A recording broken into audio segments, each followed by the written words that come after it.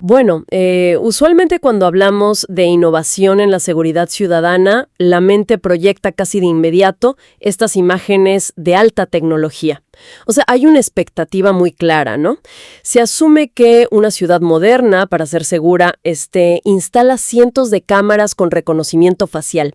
Claro, o despliega drones para vigilar desde el cielo, o incluso utiliza algoritmos de inteligencia artificial para predecir zonas de riesgo. Son sistemas sumamente sofisticados, la verdad. Totalmente. Todo depende de, no sé, servidores masivos, centros de monitoreo e infraestructuras de millones de dólares. Y desde una perspectiva psicológica, digamos que resultan muy reconfortantes. Existe una tendencia a sentir que todas estas grandes redes tecnológicas y los centros de datos nos proporcionan como un escudo protector invisible. Sí, pero bueno, al analizar los documentos que tenemos sobre la mesa para la inmersión a fondo de hoy, toda esa infraestructura gigante desaparece por completo. Literalmente se desvanece. Tal cual, porque los textos de hoy nos llevan directamente al Valle de Punilla, en la provincia de Córdoba, y provienen del portal Vea Noticias y de los manuales operativos del programa Vecinos en Alerta, junto con su rama educativa que se llama Vea Escuelas. Que es un proyecto fascinante, a ver, porque lo que plantean es un paradigma radicalmente distinto al tecnológico. Exacto. O sea, están construyendo la red de prevención comunitaria más grande de toda esa región, utilizando un dispositivo que cabe literalmente en la palma de la mano.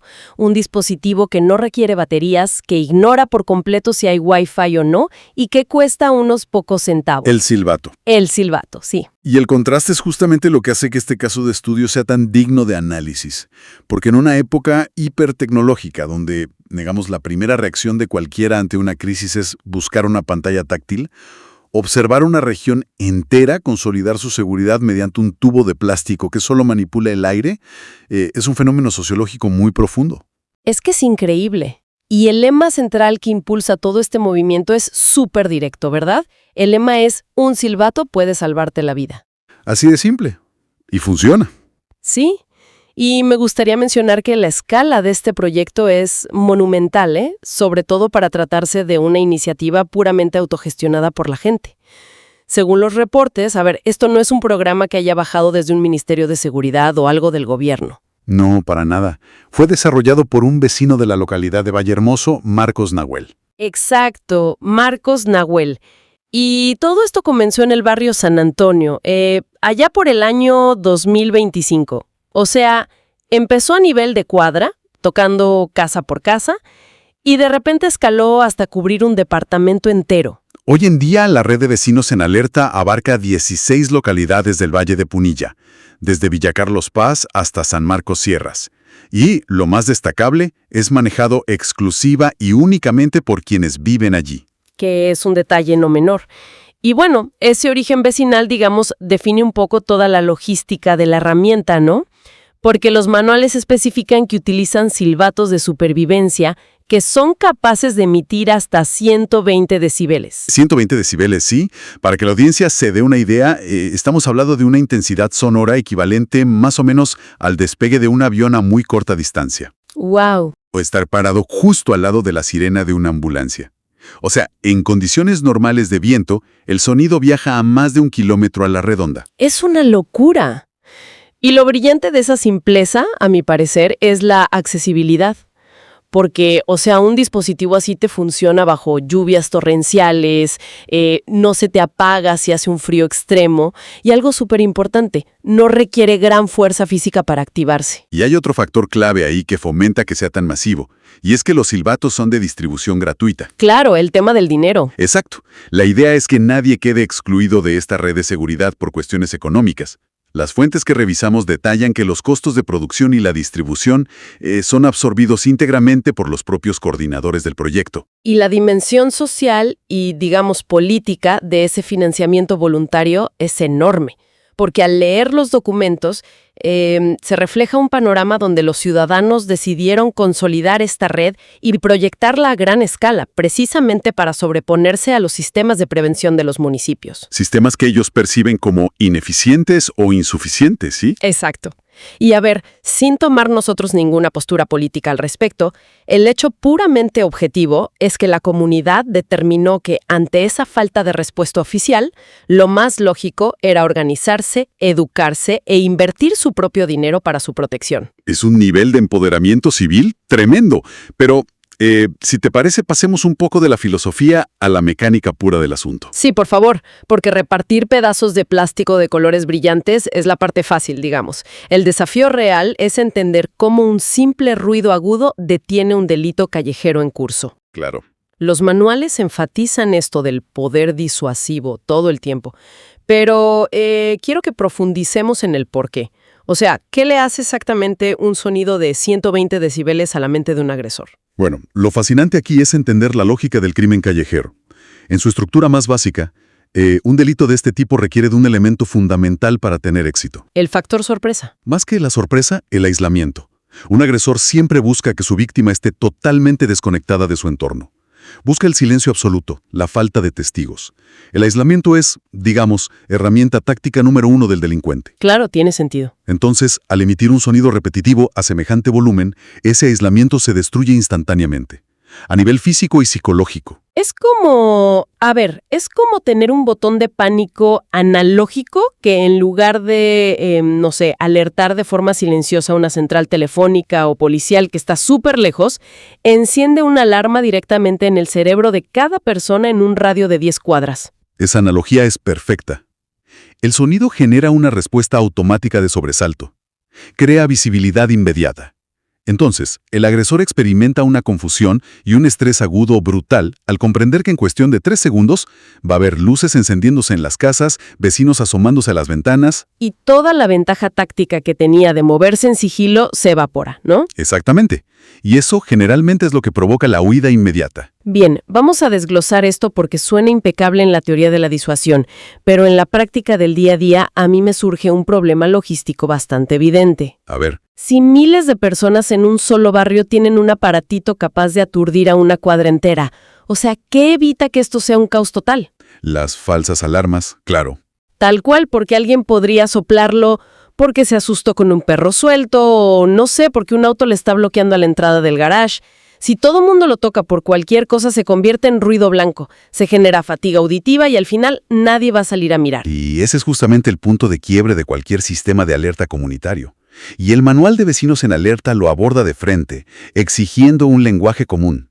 Porque repartir silbatos sin educación preventiva es totalmente inútil. Entonces crearon un código. Sí, establecieron un idioma oficial, digamos, un código de señales muy estricto para garantizar respuestas coordinadas y evitar confusiones. A ver, contame un poco cómo es ese código, porque es súper interesante ver cómo se estructura todo un lenguaje de emergencia desde cero. Bueno, el código se basa en los niveles de urgencia. La señal más crítica, la principal, consiste en 3 pitidos cortos. 3 cortos. Bien. Eso significa, universalmente en el programa, SOS o socorro inmediato.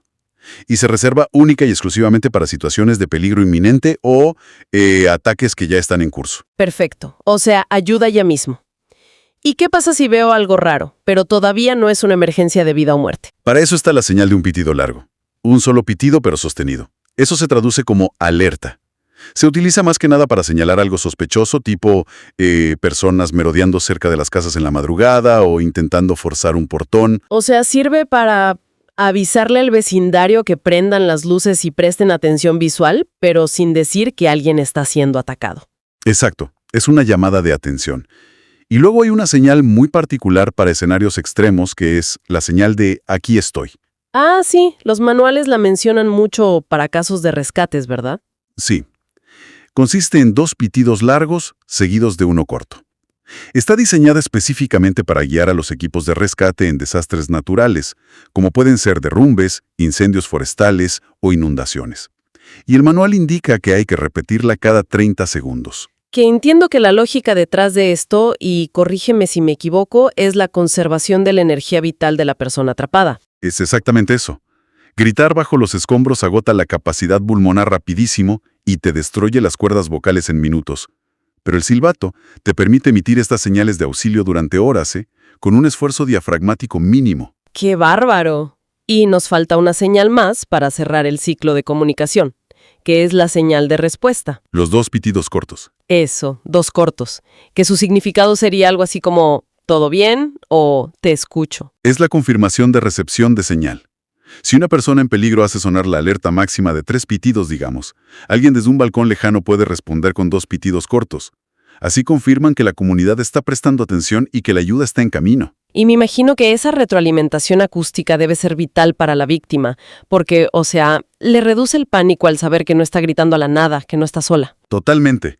Pero, a ver, para que ese sonido se logre producir en los poquísimos segundos críticos de un asalto, el mantenimiento operativo del silbato es súper riguroso. Sí, leí que el documento exige que el silbato esté siempre accesible. O sea, llevarlo tirado en el fondo de una cartera, una mochila, debajo de las llaves y la billetera, anula por completo su propósito. Si no lo puedes alcanzar en menos de 3 segundos, el programa lo considera inoperativo. Así de estrictos son. Y las fuentes también explican mucho sobre el mantenimiento físico, tipo evitar dejar el plástico expuesto al calor extremo adentro de un auto cerrado para que no se deforme, mantener la boquilla limpia de pelusas. Y hasta hay instrucciones detalladas sobre la técnica correcta para hacerlo sonar. Ah, sí, lo de cómo soplar, que no es solo inflar los cachetes y ya. Claro, no es como en los cumpleaños. Se trata de tomar aire profundamente y expulsarlo desde el abdomen, usando el diafragma, para asegurar que el dispositivo realmente alcance esos 120 decibeles prometidos. Ahora, volviendo a mi duda del principio sobre el riesgo de que esto se vuelva un juguete y moleste a todos. Bueno, el documento es súper tajante con las reglas en ese aspecto, porque ellos consideran que el recurso más valioso de esta red no es el plástico en sí, sino la confianza comunitaria. Claro, si mientes con el silbato, rompes la confianza. Exacto. Entonces, el uso frívolo o hacer bromas con el silbato desgasta esa confianza y está severamente sancionado a nivel de la presión social del barrio. Además, prestarlo está prohibidísimo. Es un artículo 100% personal. La única excepción que leí para darle un uso más relajado o lúdico es durante los simulacros, ¿no? Sí, simulacros familiares o barriales, pero siempre avisados previamente a todos los vecinos. Es impresionante ver cómo un objeto tan simple requiere de tanta disciplina cívica. Y creo que esa disciplina se vuelve todavía más relevante cuando nos fijamos en cómo este sistema se adapta a los grupos más vulnerables. Ese es un punto neurálgico del programa. El éxito de Vecinos en Alerta recae en que sea adoptado por las personas que sufren mayores riesgos en el espacio público. Sí, principalmente las mujeres y los adultos mayores. Para ellos, los manuales de capacitación tienen tácticas muy específicas. Por ejemplo, en el caso de las mujeres, el enfoque central es la anticipación. La clave es usarlo antes de que el peligro se acerque. Exacto. La indicación es llevarlo siempre enganchado, no sé, en el cierre de la cartera de mano o en el llavero, y empuñarlo en la mano mientras caminan por la calle de noche. Si una mujer percibe que alguien la viene siguiendo, la instrucción es dar un pitido largo. Rompiendo el sigilo del atacante cuando todavía está a 50 metros de distancia. Claro, atrayendo todas las miradas hacia él antes de que pueda arrinconarla. Es realmente una táctica de prevención activa. Y cuando observamos las estrategias para los adultos mayores, la logística se ajusta muchísimo a la movilidad reducida. Se sugiere, por ejemplo, que lo lleven colgado del cuello, de forma permanente, o que lo tengan al lado de la cama, en la mesa de luz. Y hay un detalle que me pareció muy considerado. Aclaran que, para quienes sufren de problemas respiratorios o no tienen mucha fuerza pulmonar, con dar una ráfaga corta, un soplido breve pero firme, ya es más que suficiente. No hace falta gritar, no hace falta tener un estado físico de atleta. Todo esto fomenta lo que el programa llama el círculo de cuidado vecinal. Me encanta ese concepto. Es básicamente tejer una red física de solidaridad en la cuadra. El programa sugiere que como mínimo 3 vecinos sepan quiénes son los adultos mayores que viven solos cerca de sus casas. Exacto. Entonces, si a las 3 de la mañana de un martes suenan los 3 pitidos cortos de emergencia, el barrio no está escuchando un ruido anónimo molesto. Saben e identifican que proviene de la casa de don Carlos o de la señora Marta, que son vulnerables. Y al responder con los 2 pitidos cortos de «todo bien, te escucho», la comunidad asume una responsabilidad súper activa. Como dice su lema, cuando el silbato suena, el barrio responde. Esa es la esencia de todo. La solidaridad deja de ser una palabra linda y se convierte en una logística de supervivencia. Ahora, proteger a los adultos e instruirlos sobre cómo reaccionar ante un robo tiene cierta lógica directa. Pero enseñar a niños chiquitos y adolescentes a lidiar con emergencias, a cuidarse del acoso y manejar este tipo de alarmas, eso requiere una pedagogía totalmente diferente, ¿verdad? Totalmente. Entregar un emisor de ruido tan potente a un nene de 6 años sin un marco educativo es garantizar que el barrio entero termine sordo por falsas alarmas. Sí, los chicos estarían soplando el silbato todo el día por diversión. Y por eso existe BEA Escuelas, que diseña dinámicas lúdicas muy controladas para la primera infancia. En las fuentes detallan varias, como el juego del semáforo, pensado para chicos de entre 5 y 8 años. ¿Cómo funciona ese juego exactamente en el aula? Bueno, la seño o el docente les explica que la luz verde significa que están en un entorno de práctica controlada. Ahí pueden familiarizarse con el sonido, aprender a soplar desde la panza, digamos. Pero la luz roja les graba en la cabeza la regla inquebrantable de que, fuera de la práctica, el dispositivo queda bloqueado y solo se usa ante una emergencia real. Y también vi que hacen una actividad práctica armando un mapa de seguridad del barrio. Los chicos usan crayones y dibujan su camino a la escuela, identificando cuáles son las casas seguras en su trayecto. Lugares donde saben que un adulto de confianza va a responder a la señal del silbato si les pasa algo. Y usan literatura también, ¿no? Mencionan un cuento que se llama Lucía y su silbato mágico, para enseñarles las 5 reglas de oro. Sí, y esas reglas son pura sobrevivencia adaptada para niños. Por ejemplo, una regla de oro es, si usas el silbato o si escuchas que otro nene lo está usando, la orden es ir siempre y de inmediato avisarle a un adulto. Nunca, bajo ninguna circunstancia, deben ir ellos solos a investigar qué está pasando o de dónde viene el sonido. Es alfabetización en seguridad temprana, literalmente. Pero bueno, al cruzar la barrera hacia la adolescencia en BEA Escuelas, las problemáticas cambian de forma drástica. Claro, ya no estamos hablando de nenes asustados por un perro, sino de dinámicas sociales mucho más oscuras. Exacto. Los profesionales y psicólogos en las aulas conectan el uso del silbato con crisis recomplejas, como el bullying, el ciberbullying, el grooming, los consumos problemáticos y la salud mental de los jóvenes. Y aquí es donde este análisis se pone, para mí, realmente fascinante. Porque uno suele asociar el silbato únicamente con, no sé, la prevención de un asalto en la calle oscura. Pero el manual de BEA Escuelas posiciona el silbato como un verdadero escudo social para evitar el acoso escolar. Porque si lo analizas a fondo, el bullying funciona bajo las mismas mecánicas de aislamiento que el crimen callejero. Claro, requiere que la víctima esté sola. Se nutre de los pasillos vacíos de la escuela, de la intimidación en los baños, de las emboscadas que hacen a la salida del establecimiento. El acosador impone un pacto de silencio, un miedo que paraliza totalmente a la víctima. Entonces, al darle esta herramienta al estudiante, se le empodera para pedir ayuda sin depender de si su celular tiene batería o de si hay señal de wifi en el colegio. O sin siquiera tener que hablar. Un adolescente acorralado por un grupo violento capaz no puede ni articular palabras de los nervios. Pero no necesita hacerlo. Un solo soplido libera esa pared de 120 decibeles que convoca de inmediato a docentes, preceptores o padres que estén cerca. O sea, rompe el pacto de silencio del acosador de la manera más literal y estruendosa posible. Le quita todo el poder al agresor. Y además, en las aulas, se debate esto abiertamente en materias como formación ética. Se discute no solo cómo usarlo, sino cómo el resto del grupo debe reaccionar para proteger al compañero. Entonces la prevención del acoso ya no es un problema que el chico o la chica sufre en soledad, sino que se transforma en una responsabilidad colectiva de todo el curso. Es una estrategia pedagógica excelente. ¿Lo es? Pero a ver, ampliando un poco la visión otra vez.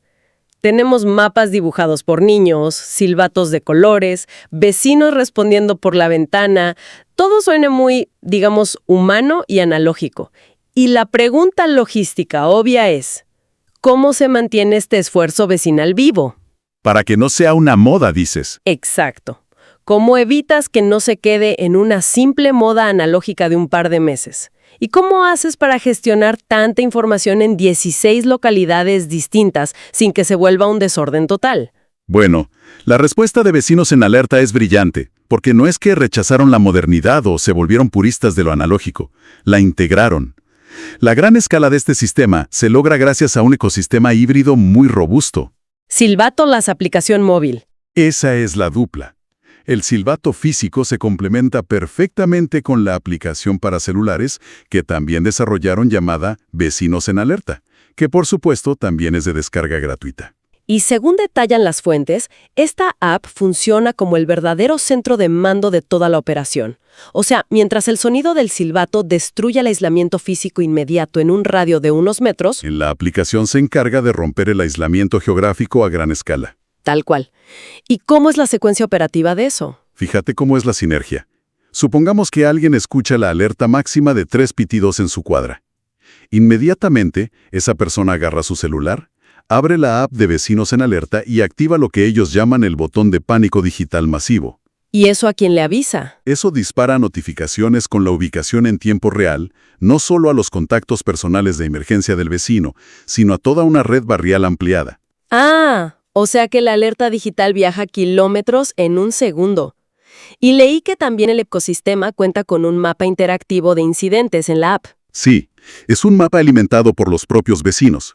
Ellos pueden visualizar en tiempo real las zonas calientes del barrio, reportar si hay fallas en el alumbrado público que estén generando puntos ciegos peligrosos o marcar áreas donde se vieron personas sospechosas esa semana. Claro, esta integración digital garantiza que, si alguien está en peligro, la alerta no dependa solamente de los pulmones del vecino, sino que la señal puede llegar rápido a los servicios médicos, a la policía o a las patrullas vecinales, incluso si están en el otro extremo del pueblo. Si conectamos esto con el panorama general, digamos, el impacto político y social de esta campaña toma una dimensión gigante.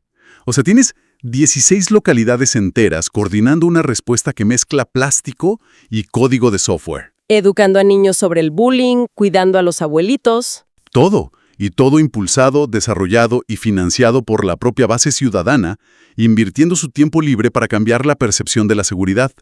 Es una declaración enorme de que la seguridad comunitaria no depende de mirar para otro lado o de esperar burocráticamente el municipio, sino de la acción colectiva activa. Entonces, para ir resumiendo, ¿qué significa todo esto que vimos hoy? Básicamente significa que el tejido social, que en muchas ciudades está súper fracturado, acá se está cosiendo de nuevo a través del sonido. Literalmente. A través de ciudadanos cuidando a otros ciudadanos. O sea, un simple dispositivo de plástico, sin baterías, pero que está respaldado por educación genuina, por códigos compartidos y una red vecinal sólida, es hoy en día la primera línea de defensa para miles y miles de personas. Y esa capacidad de organización es admirable. Pero antes de cerrar esta inversión, me gustaría dejar a quienes nos escuchan con una reflexión. Hemos hablado de cómo este sistema disuade a los agresores y empodera a las víctimas gracias a la vigilancia comunitaria, ¿no? Sí. Pero pensemos en el impacto psicológico a largo plazo de esto. Imagina que el silencio nocturno de tu barrio ya no significa soledad o peligro, sino que ahora sabes que ese silencio está cargado con la promesa de que, ante un solo sonido agudo, cientos de personas se van a despertar listas para actuar y ayudarte. Es fuerte pensarlo así. Entonces la pregunta es, ¿cambiará esto no solo las estadísticas de criminalidad de una región, sino la forma misma en la que los vecinos se miran a los ojos al cruzarse en la calle al día siguiente? Y más aún, ¿qué dice este éxito vecinal sobre los millones y millones que invertimos globalmente en las famosas ciudades inteligentes? Gran punto. ¿No será que estamos intentando comprar con alta tecnología e inteligencia artificial una solución al simple hecho de que se nos olvidó cómo comunicarnos y cómo preocuparnos genuinamente por la persona que vive al lado nuestro? Es una reflexión espectacular. Y creo que nos cambia completamente la perspectiva sobre hacia dónde estamos dirigiendo nuestros recursos. Dejaremos que esa pregunta resuene en nuestra audiencia. Muchísimas gracias por acompañarnos en esta inmersión a fondo de hoy. Sigan observando su entorno, mantengan vivas esas redes de cuidado a su alrededor y nos encontramos en la próxima. Hasta pronto.